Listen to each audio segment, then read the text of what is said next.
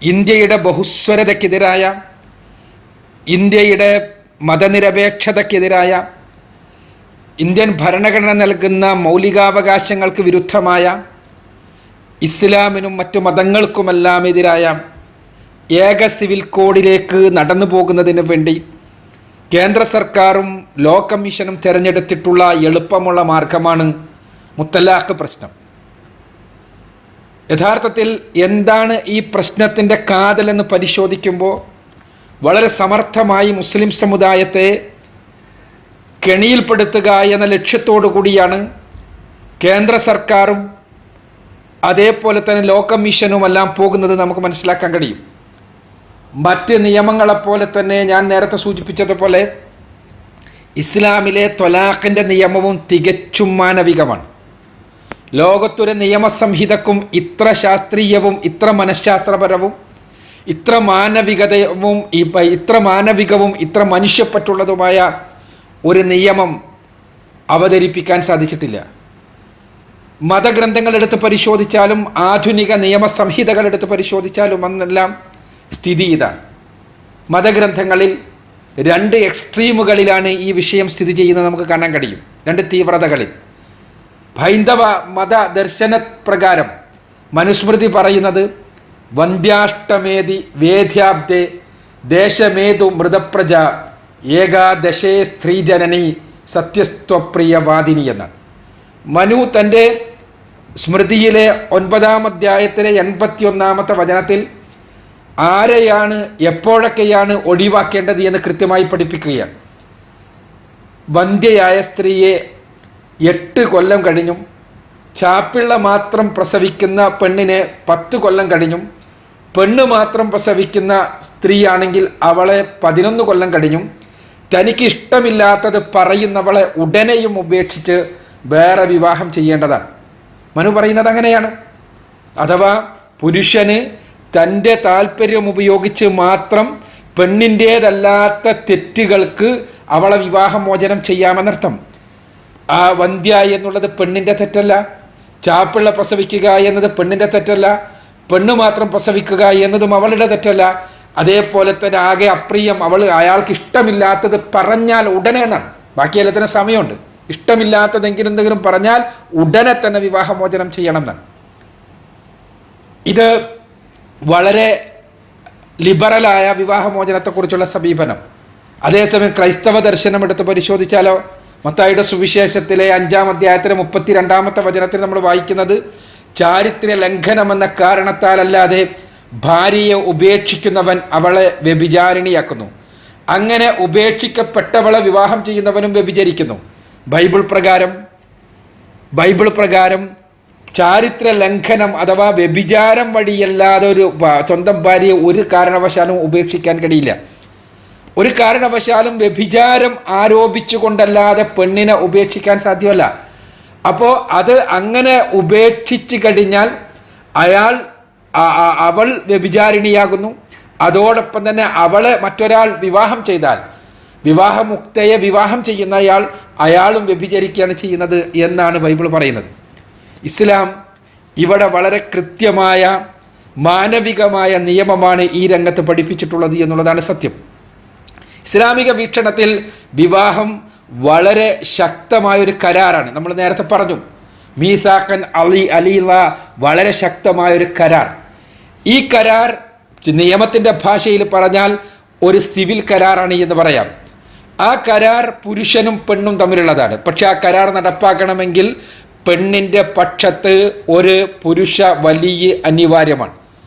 മറ്റു മതങ്ങളെപ്പോലെ ഒരു മതചടങ്ങ് വഴി പൂർത്തീകരിക്കുന്ന ഒരു മതചടങ്ങല്ല, ഒരു സോളംനൈസേഷൻ അല്ല ഈ വിവാഹം എന്നുള്ളത്. ഇസ്ലാമിക വീക്ഷണത്തിൽ വിവാഹം എന്ന സിവിൽ കരാർ നിലവിൽ വരണമെങ്കിൽ മഹർ നൽകേണ്ടതുണ്ട്.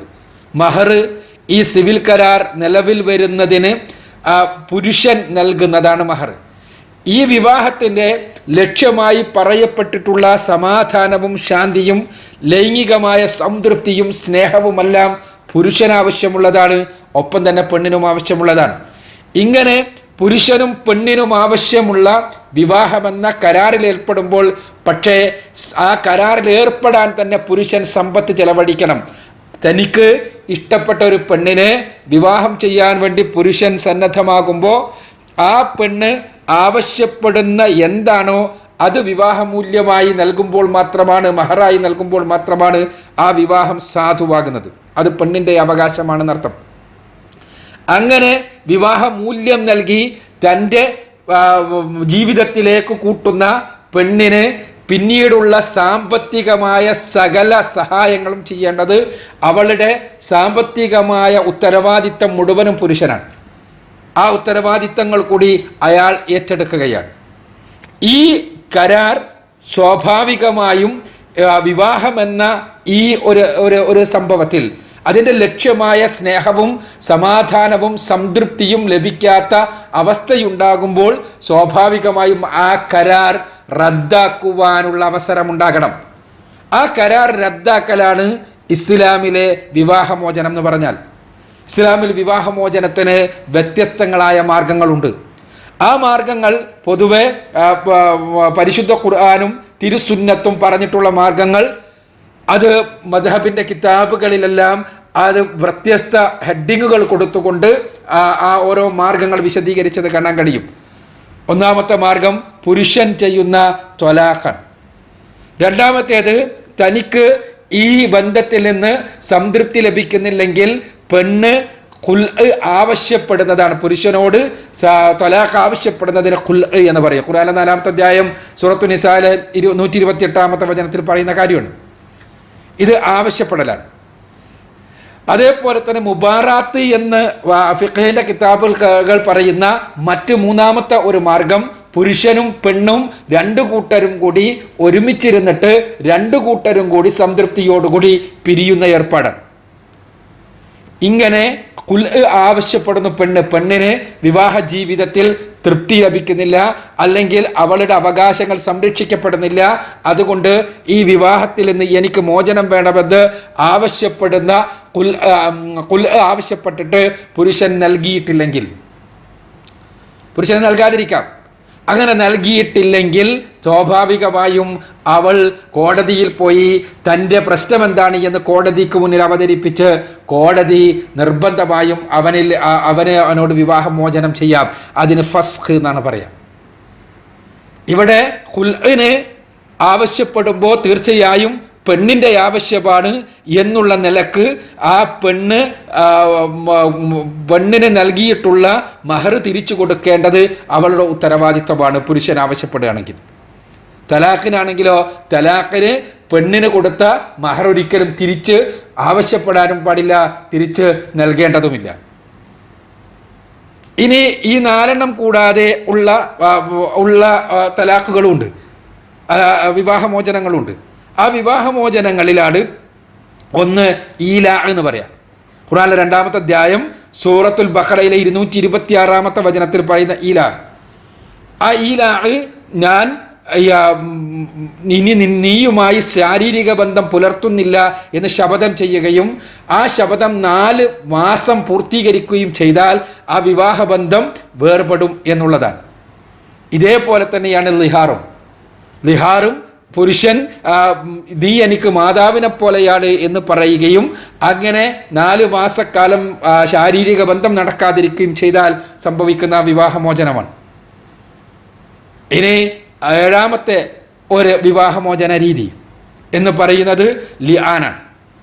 ലിആൻ എന്ന് പറഞ്ഞാൽ തൻ്റെ ഭാര്യ വ്യഭിചാരിക്കുന്നതായി താൻ കണ്ടു എന്ന് ഒരു പുരുഷൻ കോടതിയിൽ സാക്ഷ്യം വഹിക്കുന്നു. സ്ത്രീ പറയുന്നു ഞാൻ അങ്ങനെ വ്യഭിചരിച്ചിട്ടില്ല. സ്വാഭാവികമായും പുരുഷന് തൻ്റെ ഇണ വിഭജിക്കുന്നത് കണ്ടു എന്ന് പറയുന്ന പുരുഷന് പിന്നീട് അവളോടൊപ്പം ജീവിക്കാൻ കഴിയില്ല. അതുകൊണ്ട് തന്നെ എന്നാൽ വ്യഭിചാരത്തിന് ഇസ്ലാമിൽ നൽകുന്ന ശിക്ഷയുണ്ട്. ആ ശിക്ഷ നടപ്പാക്കണമെങ്കിൽ 4 സാക്ഷികൾ വേണം.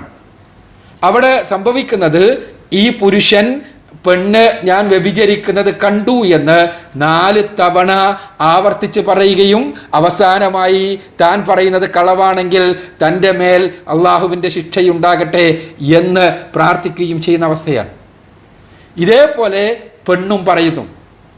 താൻ വ്യഭിചരിച്ചിട്ടില്ല എന്നും സത്യം ചെയ്ത് 4 തവണ പറയുന്നു. എന്നിട്ട് അങ്ങനെ ചെയ്തിട്ടുണ്ടെങ്കിൽ തൻ്റെ മേൽ അള്ളാഹുവിൻ്റെ ശിക്ഷയുണ്ടാകട്ടെ എന്ന് പറയുന്നു.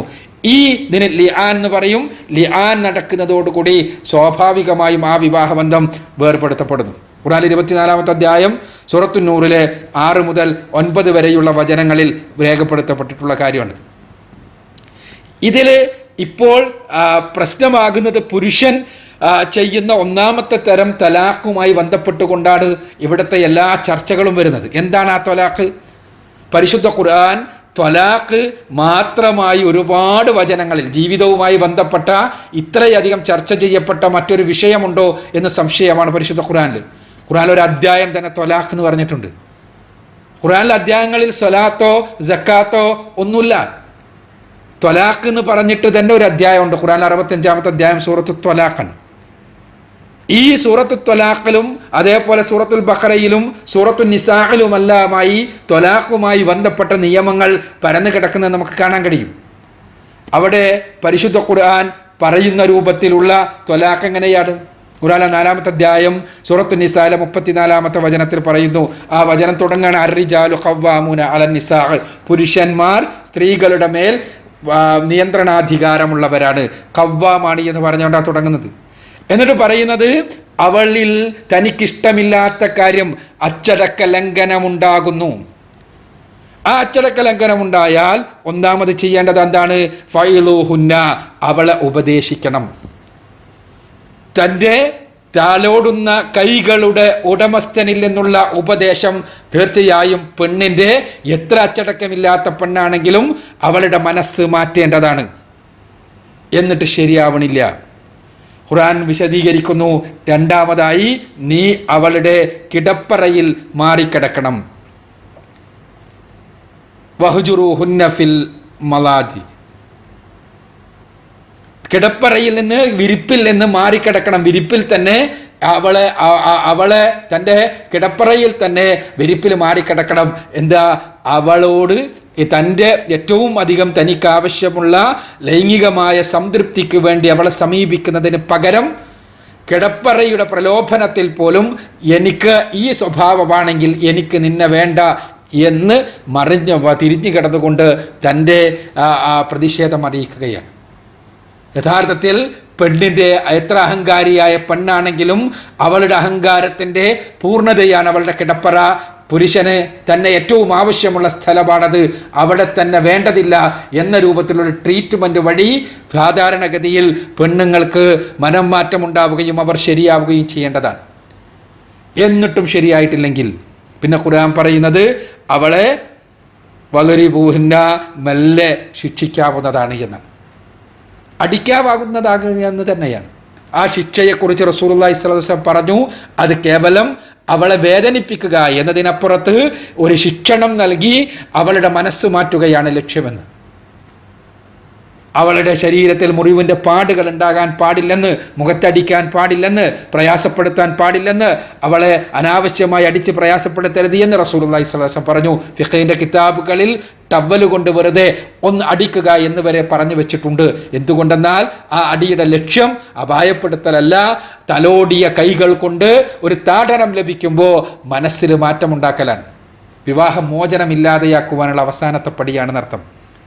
അതും കഴിഞ്ഞു. അത് കഴിഞ്ഞിട്ടും ഇത് ശരിയാവണില്ല എന്ന് വിചാരിക്കുക.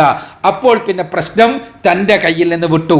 അപ്പോൾ പിന്നെ ഖുർആൻ അടുത്ത വചനത്തിൽ 4-ാം അധ്യായം സൂറത്തു നിസായിലെ 35-ാമത്തെ വചനത്തിൽ അവളിൽ നിന്ന് ഒരു മധ്യസ്ഥനെയും അവൻ്റെ പക്ഷത്തിൽ നിന്നൊരു മധ്യസ്ഥനെയും മുന്നോട്ട് കൊണ്ടുവരികയും അവർ രണ്ടുപേരും ഇരുന്ന് ചർച്ച ചെയ്യുകയും ചെയ്യുക. അങ്ങനെ ചർച്ച ചെയ്യുമ്പോൾ എന്താണ് യഥാർത്ഥത്തിൽ പ്രശ്നമെന്ന് മനസ്സിലാക്കാൻ കഴിയും. ഇതുവരെ പെണ്ണിൻ്റെ പ്രശ്നം തീർക്കാൻ വേണ്ടി പുരുഷൻ ഒറ്റയ്ക്ക് ശ്രമിച്ചിരുന്നുവെങ്കിൽ ഇപ്പോൾ ചിലപ്പോൾ പുരുഷൻ്റെ കയ്യിൽ എന്തെങ്കിലും അപാകതകളുണ്ടോ ഇത് പരിശോധിക്കാനാ അവിടുന്ന് ഒരാൾ ഇവിടുന്ന് ഒരാൾ, രണ്ടു കൂട്ടരും പരസ്പരം ചർച്ച ചെയ്യുന്നു. എന്നിട്ട് ഖുർആൻ പറയുന്നത് അവർ മസ്ലഹത്ത് ഉദ്ദേശിച്ചാൽ അവർ അവരെ ഐക്യപ്പെടുത്തണമെന്ന് ഉദ്ദേശിക്കുകയാണെങ്കിൽ അള്ളാഹുവിൻ്റെ അനുഗ്രഹത്താൽ അവർ ഐക്യപ്പെടും എന്നാണ്. അങ്ങനെയും ആയിട്ടും ശരിയായില്ല. അവിടെയാണ് പിന്നെ പറയുന്നത്, പരിശുദ്ധ ഖുർആൻ പറയുന്നത്, എങ്കിൽ നിങ്ങൾക്ക് വിവാഹമോചനം ചെയ്യാം. ഖുർആനിലെ 2-ാമത്തെ അധ്യായം സൂറത്തുൽ ബഖറയിലെ 228-ാമത്തെ വചനം. അത് 1-ാമത്തെ വിവാഹമോചനമാണ്. ഒരു തവണ വിവാഹമോചനം ചെയ്താൽ തന്നെ വിവാഹമോചിതയായി.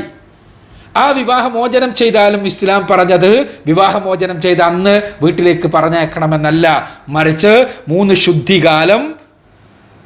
ശുദ്ധികാലം അഥവാ 3 ആർത്തവകാലം അവൾ അവൻ്റെ വീട്ടിൽ തന്നെ താമസിക്കണം. അവൾ അവൻ്റെ വീട്ടിൽ തന്നെ താമസിക്കണം. വിവാഹമോചിതയാണ്, പക്ഷേ അവൾ അവന് അന്യയാണ്, പക്ഷേ അവൾ അവൻ്റെ വീട്ടിൽ തന്നെ താമസിക്കുന്നു. ഈ സമയത്ത് പെണ്ണ് എന്നാൽ പ്രലോഭനമാണ്. പുരുഷൻ്റെ മനസ്സിൽ സ്നേഹത്തിൻ്റെ ഒരു തീപ്പൊരിയെങ്കിലും ഉണ്ടെങ്കിൽ സ്വാഭാവികമായും കത്തിപ്പടരും. പെണ്ണിൻ്റെ സ്വഭാവം കൊണ്ട്, പ്രദർശനം കൊണ്ട്, വർത്തമാനം കൊണ്ടെല്ലാം. ഈ സമയത്തെങ്ങാനും അവർ തമ്മിൽ ശാരീരിക ബന്ധം നടന്നാൽ അതോടുകൂടി ആ ത്വലാഖ് ഇല്ലാതെയായി.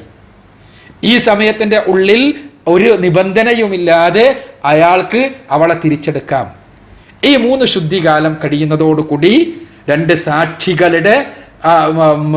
സാക്ഷികൾ സാക്ഷ്യപ്പെടുത്തുന്നതോടുകൂടി ആ വിവാഹബന്ധം വേർപെടുകയായി. ഖുർആൻ 65-ാമത്തെ അധ്യായം സൂറത്തു തലാഖിലെ 2-ാമത്തെ വചനത്തിൽ നമുക്ക് കാണാൻ കഴിയും ഈ സാക്ഷ്യം അതോടുകൂടി വിവാഹബന്ധം വേർപെടുന്നു എന്ന്.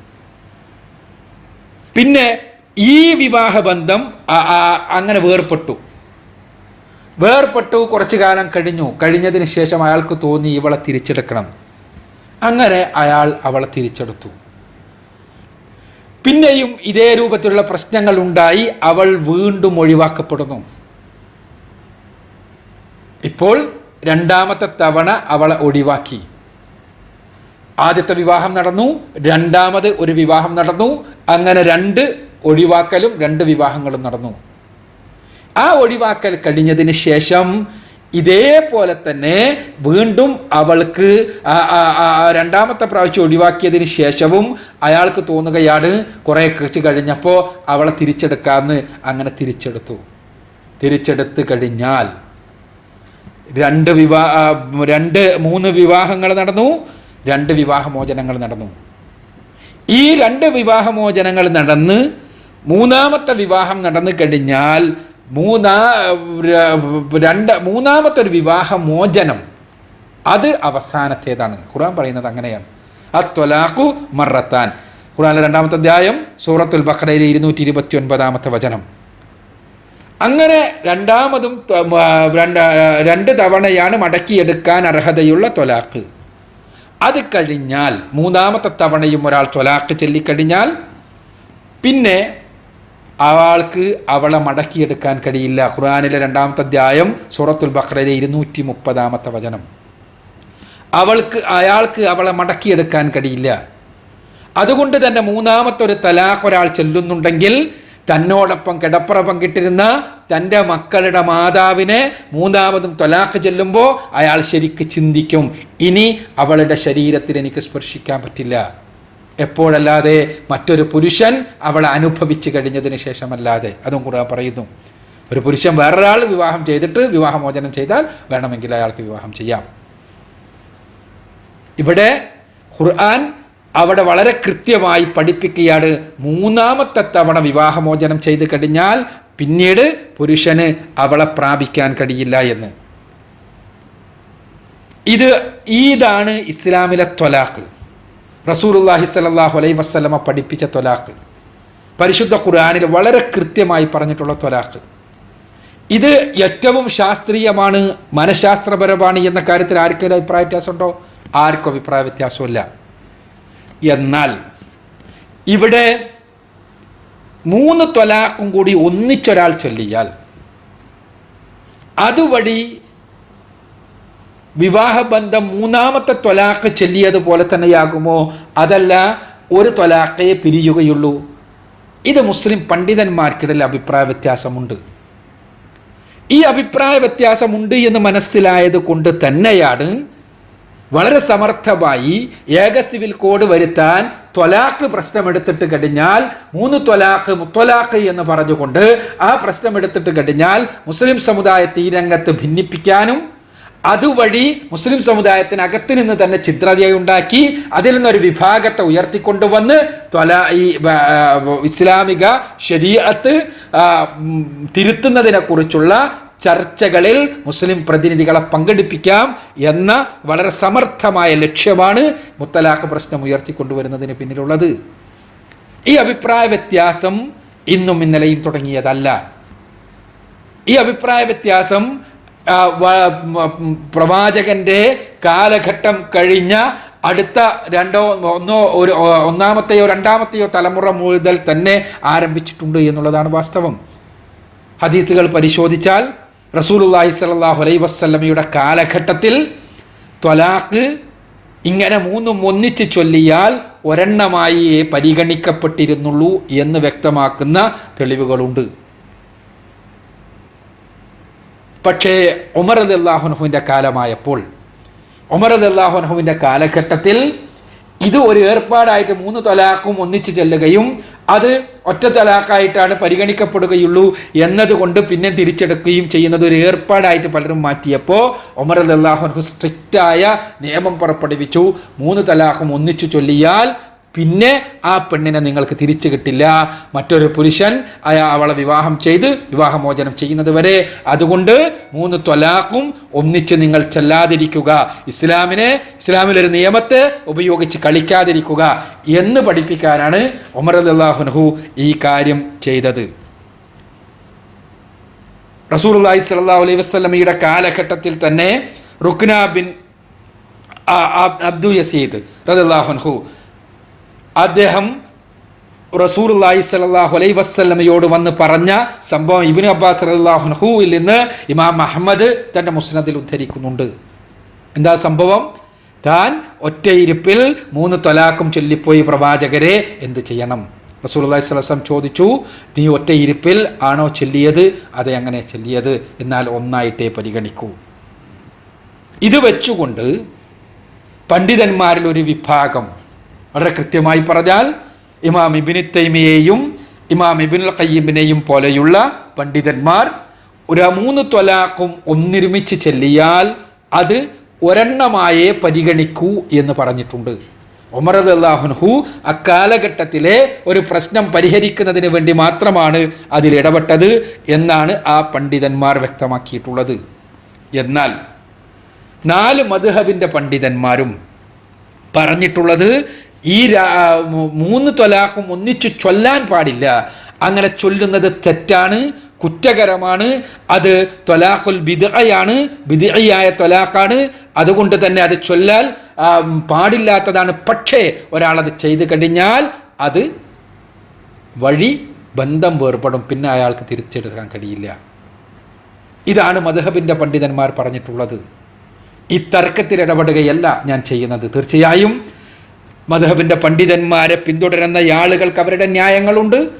ഇമാം ഇബ്നു തൈമിയയെയും ഇബ്നു ഖയ്യിമിനെയും പിന്തുടരുന്ന ആളുകൾക്ക് അവരുടെ ന്യായങ്ങളുമുണ്ട്. ആ ന്യായങ്ങളല്ല, ഈ ഒരു ഭിന്നിപ്പുള്ളത് കൊണ്ട് തന്നെ 3 ത്വലാഖും ഒന്നിച്ചു ചൊല്ലിക്കഴിഞ്ഞാൽ ഇവിടെ അത് സ്വഹീഹാകുമോ ഇല്ലേ എന്നുള്ള വിഷയത്തിൽ ഒരേ രൂപത്തിലല്ല മുസ്ലിങ്ങളുടെ വേത്ത് എന്നുള്ളത് കൊണ്ട് മുത്തലാഖ് പ്രശ്നം ഒരു പെൺവിരുദ്ധ പ്രശ്നമായി ഉയർത്തിക്കൊണ്ടുവന്ന് അവിടെ ഒരു നിയമം നിർമ്മിക്കാൻ പറഞ്ഞുകൊണ്ട് മെല്ലെ ഇസ്ലാമിക ശരീഅത്തിൽ ഇടപെടാനുള്ള വാതിൽ തുറക്കാൻ ശ്രമിക്കുകയാണ് ഫാഷിസം എന്നുള്ളതാണ് സത്യം.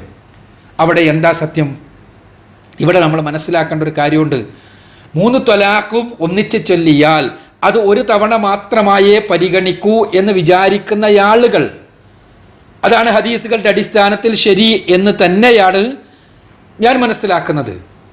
പക്ഷേ അവിടെ നമ്മൾ മനസ്സിലാക്കേണ്ട ഒരു സത്യമുണ്ട്. ഇന്ത്യ രാജ്യത്തെ സംബന്ധിച്ചിടത്തോളം 90% ആളുകളും ഏതെങ്കിലും മദ്ഹബുകളെ പിൻപറ്റുന്ന ആളുകളാണ്.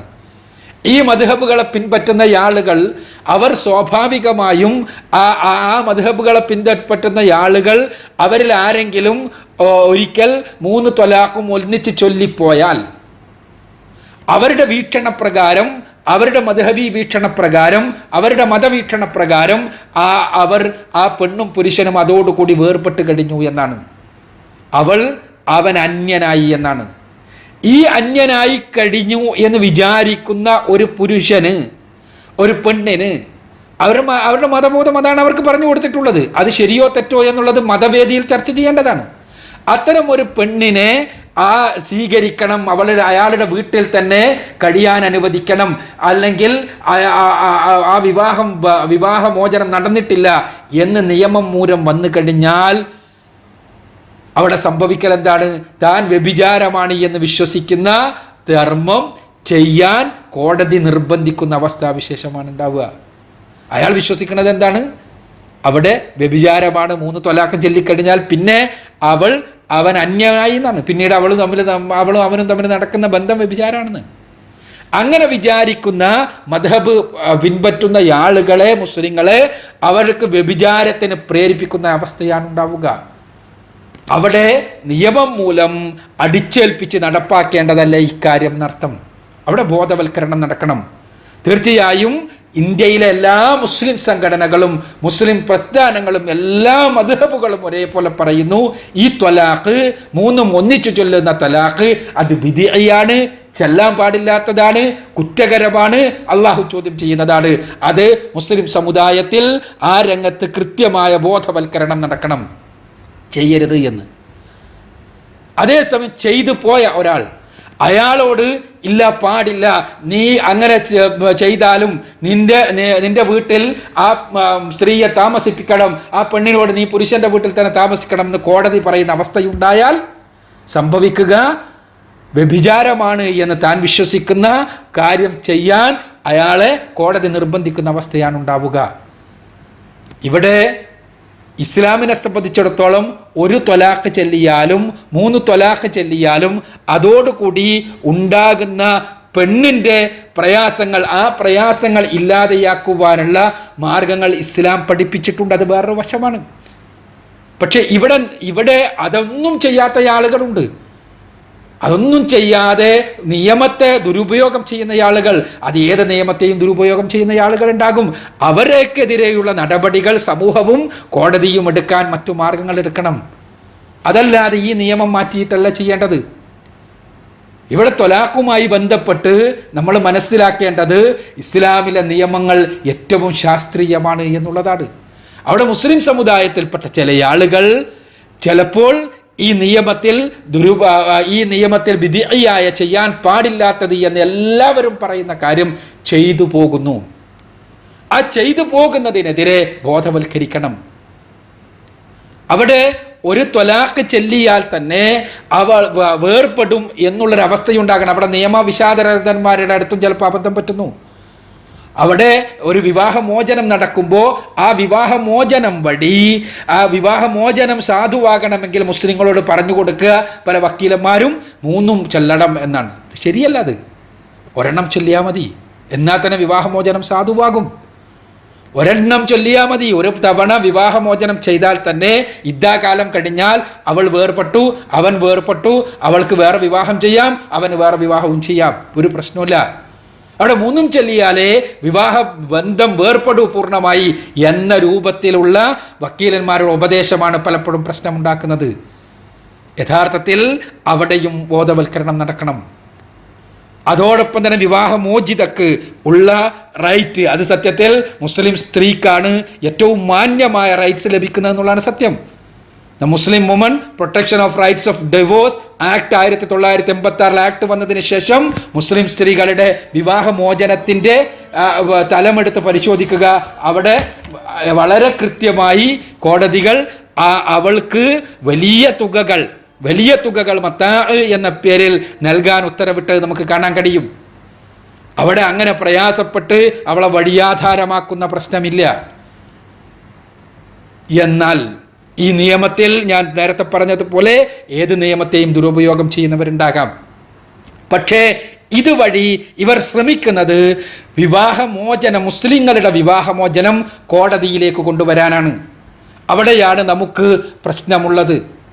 ഇതുവഴി മുസ്ലിം വിവാഹമോചനം കോടതിയിലേക്ക് കൊണ്ടുവരാനും കോടതി തീർപ്പ് കൽപ്പിക്കണമെന്നൊരവസ്ഥയും ഉണ്ടാക്കുന്നതിനാണ് പരിശ്രമിക്കുന്നത്. അവിടെ സംഭവിക്കുക ക്രിസ്ത്യാനികൾക്ക് എന്താണോ സംഭവിക്കുന്നത് അതായിരിക്കും. എന്താ ക്രിസ്ത്യാനിക്ക് സംഭവിക്കുന്നത്? ക്രിസ്ത്യാനിക്ക് വിവാഹമോചനം നടക്കണമെങ്കിൽ തൻ്റെ ഭാര്യ വ്യഭിചരിച്ചു എന്ന് സ്ഥാപിക്കപ്പെടണം. ക്രിസ്ത്യാനിക്ക് വിവാഹമോചനം ചെയ്യൽ നിർബന്ധമാകുന്ന അവസ്ഥയിൽ ക്രൈസ്തവരായിട്ടുള്ളയാൾ ചിലപ്പോൾ ഭാര്യ വ്യഭിചരിച്ചിട്ടുണ്ടാകാം, ഇല്ലായിരിക്കാം, അവളുടെ മേൽ വ്യഭിചാരാരോപണം ഉന്നയിക്കുന്നു, കോടതിയെ സമീപിക്കുന്നു. കോടതിയിൽ വക്കീല് അയാളുടെ എല്ലാ തരത്തിലുള്ള കഴിവുകളും പ്രാപ്തിയും ഉപയോഗിച്ച് ഈ പെണ്ണ് വ്യഭിചരിച്ചത് കോടതിയിൽ വെച്ച് പച്ചയായി വ്യഭിചരിച്ചിട്ടുണ്ടെങ്കിലും ഇല്ലെങ്കിലും പച്ചയായി കോടതിയിലെ മുറിയിൽ വെച്ച് അവൾ വ്യഭിചാരിണിയാക്കി മാറ്റുന്നു. ഇങ്ങനെ മുസ്ലിം സ്ത്രീയെ പച്ചയായി കോടതി മുറിയിൽ വെച്ച് അപഹസിക്കുന്നത് ഉണ്ടായിക്കൂടാ എന്നതുകൊണ്ടാണ് ഈ വിവാഹമോചന നിയമം കോടതിയിൽ എത്തിച്ചുകൂടാ എന്ന് നമ്മൾ പറയുന്നത്. തീർച്ചയായും കോടതിയിൽ പുരുഷനും സ്ത്രീയും അവിടെ വിവാഹമോചനം നടക്കേണ്ടത് ആ മുസ്ലിം സമൂഹത്തിൻ്റെ അകത്ത് നിന്നുകൊണ്ടാണ്. അവിടെ പുരുഷന് പറ്റാത്തൊരു പെണ്ണ്, അവളുമായി മുന്നോട്ട് പോകില്ല എന്ന് തീരുമാനിച്ചൊരു പെണ്ണ്, അവന് ഒരിക്കലും അവളുമായി സംതൃപ്തമായി മുന്നോട്ട് പോകാൻ കഴിയില്ല എന്ന് അവൻ തീരുമാനിച്ചൊരു പെണ്ണ്, അങ്ങനത്തെ ഒരു സ്ത്രീയാണെങ്കിൽ അവളെ അവൻ്റെ തലയിൽ കെട്ടിവെക്കുന്നത് കൊണ്ട് എന്ത് കാര്യമാണുള്ളത്? വൈവാഹിക ജീവിതത്തിലൂടെ അവൾക്ക് ലഭിക്കേണ്ട സംരക്ഷണം ലഭിക്കുമോ? അവൾക്ക് ലഭിക്കേണ്ട സ്നേഹം ലഭിക്കുമോ? സംതൃപ്തി ലഭിക്കുമോ? ഇല്ലല്ലോ. അപ്പോൾ അതുകൊണ്ട് തന്നെ വിവാഹമോചനം ഇല്ലാതെയാകണമെങ്കിൽ ഇസ്ലാമികമായ നിയമങ്ങൾ പഠിപ്പിക്കപ്പെടണം. തലാഖിനെക്കുറിച്ചുള്ള സുന്നത്തായ ത്വലാഖിനെക്കുറിച്ച് കൃത്യമായുള്ള ബോധവൽക്കരണം നടക്കണം. ബിദ്അത്തായ ത്വലാഖിൽ നിന്ന് അകന്നു നിൽക്കുവാൻ വേണ്ടി മുസ്ലിം സമുദായത്തെ ബോധവൽക്കരിക്കണം.